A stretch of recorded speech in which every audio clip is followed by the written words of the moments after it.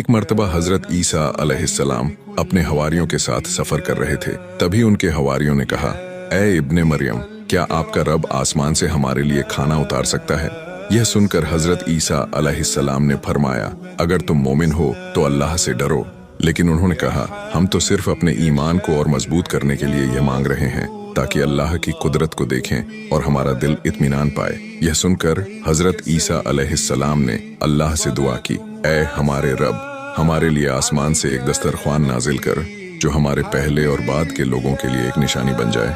बेशक तू सबसे बेहतरीन रिज़्क देने वाला है। अल्लाह ने उनकी दुआ कबूल कर ली और फरमाया, मैं तुम्हारे लिए दस्तरख्वान उतारूंगा, लेकिन अगर इसके बाद किसी ने कुफ्र किया तो मैं उसे ऐसा अजाब दूंगा जो किसी को नहीं दिया गया। कुछ ही देर में आसमान से फरिश्ते दस्तरख्वान लेकर उतरे।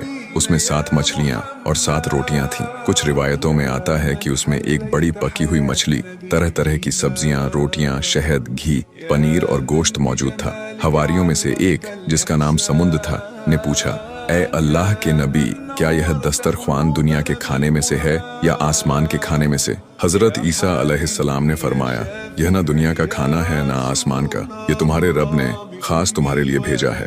फिर उन्होंने कहा, खूब पेट भर कर खाओ, लेकिन इसमें खयानत मत करना और ना ही कल के लिए कुछ बचाना, वरना अल्लाह का अजाब आएगा। मगर कुछ लोगों ने नाफरमानी की और रात को थोड़ा थोड़ा खाना छुपा लिया। जब सुबह हुई तो अल्लाह का अजाब उन पर नाजिल हो गया। उनमें से कुछ स्वर और कुछ बंदर बन गए। वे इधर उधर भागने लगे और खुद को नोचने लगे।